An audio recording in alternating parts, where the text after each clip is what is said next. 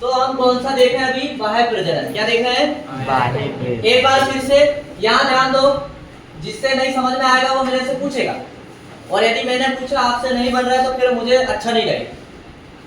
देखिए अभी जो यानी कि अंतः प्रजनन में हम ऐसे पशुओं का संभोग कराते हैं जो 4 से 5 पीढ़ी तक उनका संबंध हो, यही पढ़े थे। लेकिन बाह्य प्रजनन में क्या होता है, ऐसे पशुओं के बीच में संभोग या सहवास कराया जाता है जिनका संबंध 5 से 6 पीढ़ी तक नहीं होता है, मतलब 5 से 6 पीढ़ी तक उनका कोई रिलेशन ना हो। ऐसे पशुओं के बीच में बाह्य प्रजनन का क्या कराया जाता है? संभोग या सहवास कराया जाता है। परिभाषा देखो क्या है, इस विधि में नए नर व नई मादा जिनका आपस में 6 पीढ़ियों तक कोई संबंध न हो का संभोग कराया जाता है। इस विधि में नए गुण वाले पशु पैदा किए जाते हैं, विशेषकर सांडों के गुण संतति में लिए जाते हैं। इस प्रजनन के फलस्वरूप आनुवंशिक विविधता बढ़ती है, जो आनुवंशिक वृद्धि तथा समान अनुकूलन भी बढ़ता है। अब इसकी परिभाषा कैसे लिखोगे? इसकी परिभाषा क्या लिखना है? बाह्य प्रजनन वह प्रजनन जिसमें ऐसे पशुओं के बीच में संभोग कराया जाता है जिनका 5 से 6 पीढ़ी तक कोई संबंध न हो, ऐसा प्रजनन क्या कहलाता है? बाह्य प्रजनन कहलाता है। क्या कहलाता है? बाह्य प्रजनन। और यदि 4 से 5 पीढ़ी के बीच में संबंध जिन पशुओं का हो उनके बीच में यदि हम प्रजनन कराएं तो क्या कहलाएगा? अंतः प्रजनन। क्या कहलाएगा? हाँ, वेरी गुड। अब देखो यहाँ पर देखते हैं बाह्य प्रजनन के प्रकार। अब हम क्या देखने वाले हैं? प्रजनन के प्रकार। तो देखिए बाह्य प्रजनन कितने प्रकार का होता है? काइंड ऑफ आउटब्रीडिंग, मतलब ये कितने प्रकार का होता है हम इसके बारे में देख रहे हैं। तो देखिए पहला क्या है? भिन्न संकरण। क्या है? दूसरा है संकरण, तीसरा है क्रमोन्नति, चौथा है प्रसंकरण। जैसे कि अंतः प्रजनन के दो भाग होते हैं कि कौन कौन से? संप्रजनन और अंतः वंश प्रजनन होते हैं। इसी प्रकार बाह्य प्रजनन के 4 भाग हैं। कितने भाग हैं? 4। मतलब 4 प्रकार है। तो सबसे पहले भिन्न संकरण देखते हैं। क्या देखते हैं? भिन्न संकरण। क्या देखते हैं? इनकी परिभाषा आपको ध्यान से सुनना है तभी ये समझ में आएंगे। भिन्न संकरण, आउट क्रॉसिंग, इस विधि के अनुसार एक ही शुद्ध नस्ल के असंबंधित पशुओं के नर मादाओं में पारस्परिक संभोग कराया जाता है। यह किस लिए कराया जाता है? यह गिरी हुई नस्ल को सुधारने के लिए सर्वोत्तम विधि है। मतलब यह जो प्रजनन की तकनीकी है यह किस लिए उपयोग की जाती है? कोई गाय की नस्ल जिसकी गुणवत्ता खराब हो गई है उसके लिए यह प्रयोग किया जाता है। इसके द्वारा उत्पादन क्षमता में वृद्धि होती है तथा वांछित नए गुणों का पशु में समावेश होता है। पशुओं में उत्तेजना एवं जीवन शक्ति में भी क्या होती है? वृद्धि होती है। तो ये है भिन्न संकरण।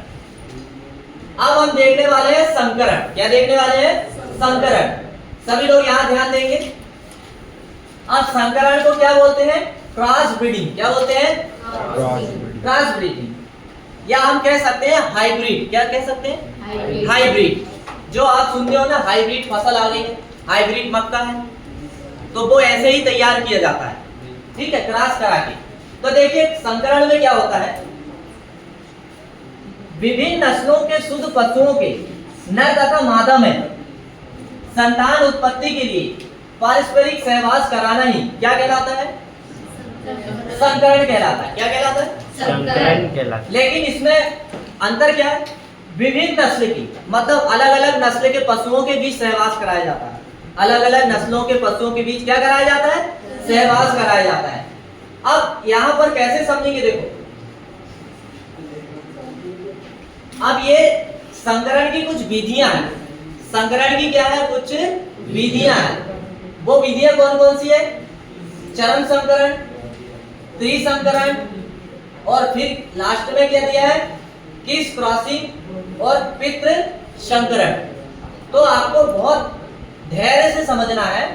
चरम संकरण क्या होता है, देखो टॉप क्रॉसिंग क्या होता है ये समझना है। जब गाय अपने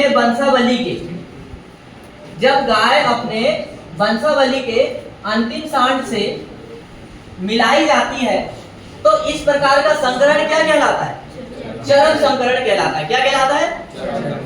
और ये चरम संकरण कौन से संकरण के अंतर्गत आता है? बाह्य संकरण। किसके अंतर्गत? ये बात क्लियर है। अब त्रिसंकरण, देखो नाम से ही पता चल रहा है त्रिसंकरण मतलब 3 जातियों को मिलाकर एक नए जाति को तैयार करना। ऐसी विधि क्या कहलाएगी? त्रिसंकरण। क्या कहलाएगी? त्रिसंकरण। जब 3 शुद्ध जातियों को अदल बदल कर मिलाया जाता है अथवा 3 से अधिक जातियों को अदल बदल कर मिलाया जाता है तो त्रिसंकरण कहते हैं। क्या कहते हैं इसे? त्रिसंकरण कहते हैं। अब यह विधि किसमें अपनाई जाती है? अधिकतर गोशत के लिए पाले जाने वाली जातियों में। गोशत के लिए मतलब मांस के लिए हम क्या पालते हैं? बकरी को पालते हैं, सुअर को पालते हैं, ये इनको मांस के लिए इनका उपयोग है कि नहीं है? तो ऐसी जातियों में ये विधि अपनाई जाती है, गायों में नहीं अपनाई जाती। गाय में नहीं अपनाई जाती है, भैंस में नहीं अपनाई जाती। गाय भैंस को किस लिए पालते हैं? दूध के लिए। गाय भैंस को किस लिए पालते हैं? दूध के लिए। तो उसमें ये चरम संकरण त्रिसंकरण विधि नहीं अपनाई जाती। अब देखते हैं तीसरा में क्या दिया है? किस क्रॉसिंग। क्या दिया है? किस क्रॉसिंग। अब इसे ध्यान से समझना है। जब दो शुद्ध जातियों को एकांतर रूप से मिलाया जाता है तो उसे क्या कहते हैं? क्रिस क्रॉसिंग कहते हैं। क्या कहते हैं? क्रिस क्रॉसिंग कहते हैं। जब दो शुद्ध जातियों को एकांतर रूप से मिलाया जाता है तो उसे क्या कहते हैं? क्रिस क्रॉसिंग कहते हैं। अब चौथी बाह्य संकरण की विधि कौन सी है? देखिए बैक क्रॉसिंग। क्या है? बैक क्रॉसिंग, जिसे क्या बोलते हैं? पितृ संकरण। क्या बोलते हैं? पितृ संकरण। जब संकर पशु को फिर से अपने पूर्वजों से संबंधित सांड जो कि अलग जाति का हो मिलाया जाता है उसे क्या कहते हैं? पितृ संकरण कहते हैं। क्या कहते हैं? पितृ संकरण। अब सीधे शब्दों में ऐसे समझिए, मान लीजिए कोई संकर जाति है और उसी संकर जाति को फिर से अपने पैतृकों के साथ मिलान कराना क्या कहलाता है? पितृ संकरण कहलाता है। क्या कहलाता है? पितृ संकरण। अब देखिए संकरण का उदाहरण क्या देखना है? संकरण का उदाहरण। तो संकरण का उदाहरण आप किस तरह से देखिए? सबसे पहले संकरण से लाभ देखेंगे। क्या देखेंगे? लाभ। संकरण से क्या लाभ होता है? मेरिट्स ऑफ क्रॉस ब्रीडिंग, मतलब ये बाह्य प्रजनन का संकरण जो विधि है उससे क्या लाभ होता है ये देखें। सबसे पहला क्या लाभ है? पशुओं के आकार, शारीरिक भार, उत्पादन एवं विकास में क्या होता है? वृद्धि होती है। नए वांछित गुणों को नई जातियों में प्रविष्ट कराया जा सकता है, मतलब कि कोई जाति में नए गुण पैदा किए जा सकते हैं। पैतृक गुणों के प्रवेश का अध्ययन किया जा सकता है। नई जातियों से व्यावसायिक रूप से अधिक धन उत्पादन किया जा सकता है। अब संकरण से हानि भी है। संकरण से क्या है? हानि भी है।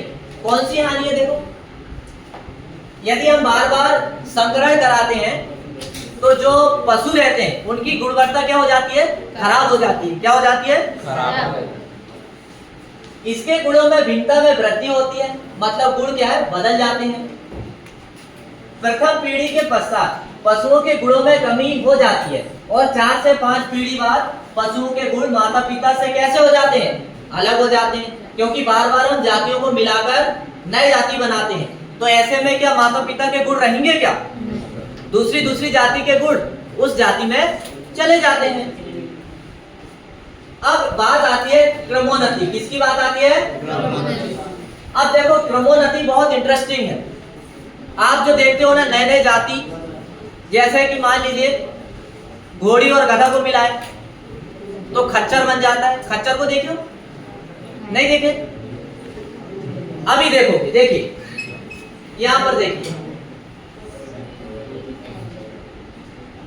देखो इस विधि में नई जाति बनती है।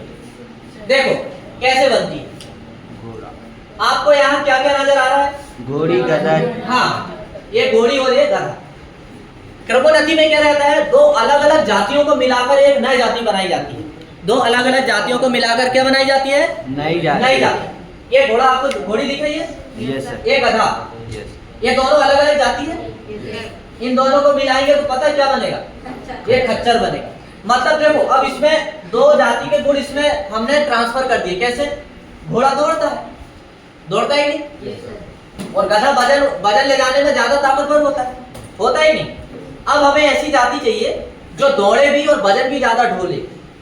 तो देखिए हमने क्या किया, इन दोनों के बीच में क्रॉस करा दिए और हमने इसकी एक तीसरी जाति बना दी। देखो अब इसमें क्या हुआ, अब ये जो खच्चर है ना, ये दौड़ता भी है अच्छा तेज और वजन भी ज्यादा ले जा लेता है। लेकिन यहाँ ऐसा हो रहा था क्या? घोड़ा केवल दौड़ने का काम करता है और गधा केवल वजन ले जाने का काम करता है। लेकिन यही दोनों गुण हम एक जाति में पहुंचा दें तो हमें मदद मिलेगी कि नहीं मिलेगी? Yes sir. ये दौड़ भी लेगा और वजन भी ज्यादा ले चलेगा। ऐसी किस्म तैयार होती है क्रमोन्नति से। किससे होती है? क्रमोन्नति से। अब इसके बाद ये देखिए, तीसरा और देखिए, ये क्या है? जेब्रा। जेब्रा। और ये क्या है? गधा। ये नर है, ये मादा है। जब इन दोनों के बीच में यदि क्रॉस कराते हैं तो क्या मिलता है? जोंकी मिलता है। क्या मिलता है?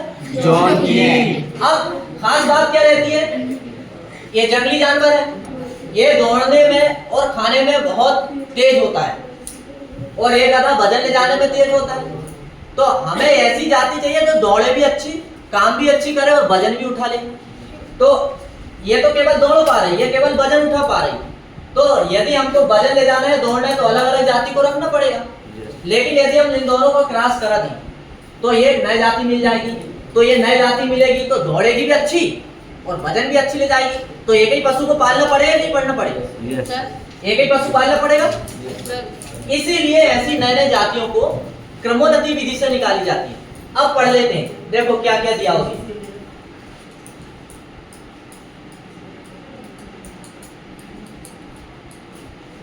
प्रसंकरण, अभिप्रसंकरण। अच्छा, ये क्रमोन्नति देखो।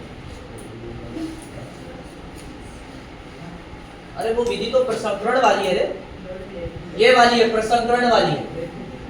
सॉरी, वो विधि कौन सी है? प्रसंकरण वाली है। कौन सी है? प्रसंकरण वाली। अभी हमें सबसे पहले क्रमोन्नति देखना है। क्या देखना है? क्रमोन्नति। तो क्रमोन्नति क्या होती है पहले ये समझ लेते हैं, फिर इसके बाद में हम प्रसंकरण समझेंगे। देखो क्रमोन्नति में क्या होता है। क्रमोन्नति प्रजनन की वह विधि है जिसके द्वारा कुछ चुने हुए शुद्ध नस्ल के सांड एक अशुद्ध नस्ल की पशु संख्या को शीघ्र ही शुद्ध नस्ल में बदल देते हैं। मतलब हम ये कह सकते हैं, यह एक ऐसी विधि है जो शुद्ध नस्ल के सांड के साथ यदि हम जो अशुद्ध नस्ल की गाय है, मतलब ऐसी गाय जो दूध भी ज्यादा नहीं देती, उसके गुण में खराबी है, तो यह विधि से वो गाय की नस्ल को भी क्या सुधारा जा सकता है। क्या किया जा सकता है? सुधारा जा सकता है। ऐसी ये विधि है क्रमोन्नति। हालांकि ये मेथड समझने में थोड़ी दिक्कत हो सकती है, लेकिन कोई समस्या की बात नहीं है।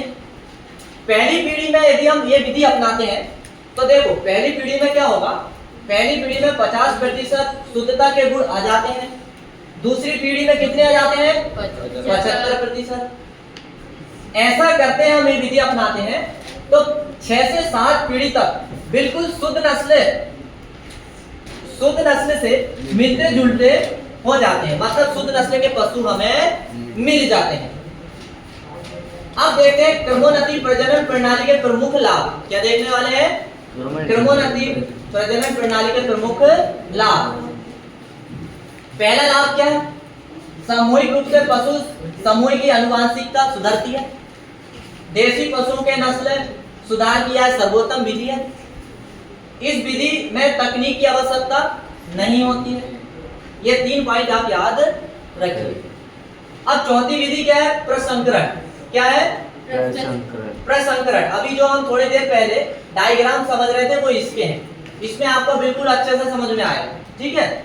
अब प्रसंकरण क्या होता है सबसे पहले ये समझ लेते हैं। क्या देखते हैं? प्रसंकरण क्या होता है सबसे पहले ये समझ लेते हैं। यहाँ ध्यान देना है, ठीक है।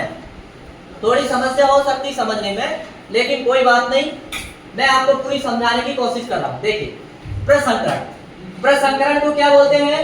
हाइब्रिडाइजेशन। क्या बोलते हैं? यहाँ दिख रहा है। Yes sir. इस विधि के अंतर्गत, इस विधि के अंतर्गत विभिन्न जाति अथवा प्रजाति के नर मादा में पारस्परिक संभोग से संतान की उत्पत्ति होती है। तो ये अलग अलग जाति के नर मादा है कि नहीं? Yes sir. अलग अलग जाति के हैं, यस सर। यही परिभाषा यहाँ लिखी, देखो। इस विधि के अंतर्गत विभिन्न जाति अथवा प्रजाति के नर मादा में पारस्परिक संभोग से संतान की उत्पत्ति होती है। इस विधि से उत्पन्न संतान प्रसंकरण कहलाती है। क्या कहलाती है? प्रसंकरण कहलाती है। उदाहरण के लिए देखो, घोड़ी और गधे, इन दोनों को हम मिलाते हैं तो हमें क्या मिलता है? खच्चर मिलता है। क्या मिलता है? अच्छा। ऐसी नई जातियां इस विधि के माध्यम से तैयार होती है। और कुछ उदाहरण और दिए, देखो, घोड़ा एवं मादा गधे को यदि हम मिलाएं तो हमें कौन सी जाति मिलेगी? हिन्नी मिलेगी। कौन सी मिलेगी? हिन्नी। तो हिन्नी एक जाति का नाम है। जैसे यहाँ पर हमने यहाँ पे क्या मिलाया? घोड़ी और गधा को मिलाया। क्या मिलाया? तो क्या मिला? खच्चर। खच्चर। अब मान लीजिए यहाँ पर घोड़ा हो और यहाँ गधा हो, यहाँ पर घोड़ा हो और यहाँ पर गधा हो, नहीं गधी हो, सॉरी, यहाँ घोड़ा हो यहाँ गधी हो, इन दोनों को यदि मिलान कराएंगे तो क्या मिलेगा? हिन्नी मिलेगी। क्या मिलेगी? तो नई जाति डिफरेंट मिल रही कि नहीं? अरे नई जाति मिल रही। Yes sir. ये नई जाति कौन सी विधि से मिलती है? प्रसंकरण। कौन सी विधि से मिलती है? प्रसंकरण। यदि कोई नई जाति तैयार करना है तो प्रसंकरण विधि अपनाना पड़ेगा।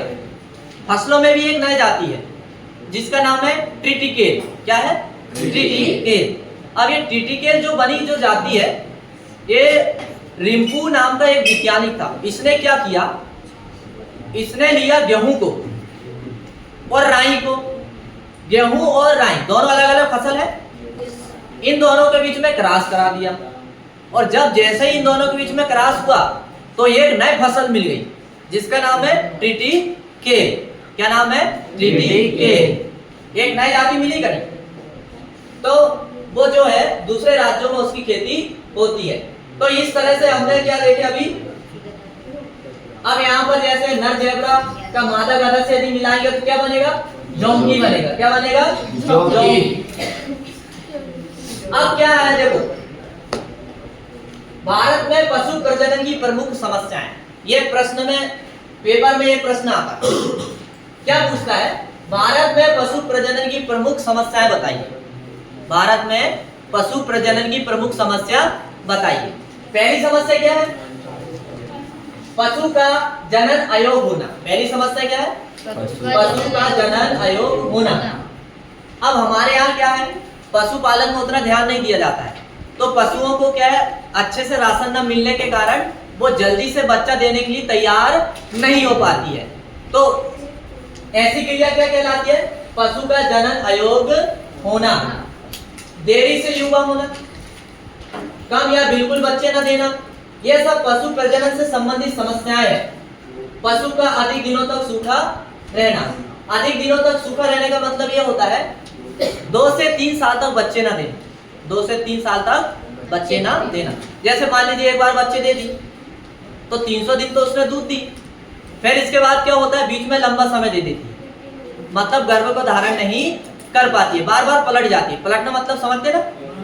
हाँ, जैसे हमने नर पशु से मिलान कराए तो प्रजनन की क्रिया सक्सेस ना होना, ठीक है, ऐसी क्रिया पलटना कहलाता है। अब क्या दिया देखो, ऐसी समस्या से लड़ने के लिए, ऐसी समस्या से लड़ने के लिए या भारत में पशु प्रजनन समस्या से लड़ने के लिए सरकार ने कुछ योजना भी चलाई है। सरकार ने क्या की है, कुछ योजना भी चलाई। अब वो योजना क्या क्या है भाई देखो, भारत सरकार की कुछ योजना है। पहली योजना क्या है? विदेशी नस्ल के पशुओं से देसी नस्ल का संकरण कराना। क्या कराना? विदेशी नस्ल के पशुओं से देसी नस्ल का संकरण कराना। पशु प्रजनन की समस्या से लड़ने के लिए सरकार ने कुछ योजना चलाई है। अब वो कौन कौन सी योजना यहाँ पर देखने को मिलेगी। पेपर में ये प्रश्न भी आता है और पूछता क्या है, पशु प्रजनन में सरकार द्वारा किए गए प्रयास कौन कौन से बताइए। पहला तो ये देखिए हमने क्या देखे, पशु प्रजनन की समस्या के बारे में देखिए क्या क्या समस्या आती है। फिर दूसरा हम ये देखेंगे पशु प्रजनन में सरकार द्वारा किए गए प्रयास। देखो सरकार क्या क्या कार्य कर रही है इस समस्या से लड़ने के लिए और अधिक उत्पादन बढ़ाने के लिए। देखो विदेशी नस्ल के पशुओं बाहर से बुलवाकर हर गांव में एक एक दो दो पशुओं को दे रहे हैं, नर पशु को, ताकि उन्हीं पशु से प्रजनन कराया जा सके और देसी नस्लों को सुधारा जा सके। पहला प्रयास तो ये हो रहा है। दूसरा क्या है, कृत्रिम गर्भधान केंद्रों की स्थापना। क्या कर रहे हैं? कृत्रिम गर्भधान केंद्रों की स्थापना। अच्छी नस्ल के सांडों का वितरण करना, वितरण मतलब कि जगह जगह पर पहुंचाना। गौसदन योजना चलाना, जातियों का विभाजन एवं वांछित प्रजनन नीति अपनाना, गौशालाओं तथा पिंजरा पोल का पुनर्गठन करना, बेकार घूमने वाले पशुओं को पकड़ना। अब बेकार घूमने वाले पशुओं को क्यों पकड़ रहे? अरे यदि बेकार घूमने वाला जो नर है, यदि देसी गाय के गुण हमें सुधारना है तो क्या करना पड़ेगा, हमें विदेशी नस्ल के जो अच्छे गुण वाले पशु से ही मिलान कराना पड़ेगा। लेकिन यदि देसी नर घूमते रहेगा तो वो गाय से प्रजनन करेगा और फिर जाति कैसी पैदा होगी? लोकल क्वालिटी होगी कि नहीं? Local quality. इसलिए केवल प्रजनन के लिए अच्छे पशु से ही प्रजनन कराना। इसलिए बेकार घूमने वाले पशु को पकड़कर क्या करना, गौशाला पहुंचा देना।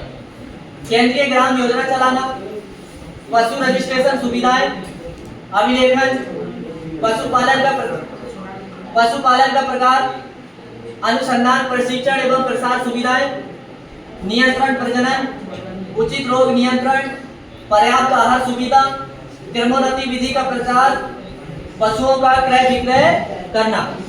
ये सारी योजना सरकार के द्वारा प्रजनन से समस्या जो होती है उससे लड़ने के लिए योजना चलाई जा रही है। तो हमारा ये अध्याय 6 यहाँ पर समापन होता है। जब हमारी नेक्स्ट क्लास होगी तो अध्याय 7 की होगी। और अध्याय 7 में क्या दिया है? क्या दिया अध्याय 7 में? कृत्रिम गर्भधान। क्या दिया है? कृत्रिम गर्भधान। इस कृत्रिम गर्भधान से आपको पता चलेगा कि कैसे कृत्रिम माध्यम से पशुओं का प्रजनन कराया जाता है। ठीक है ना?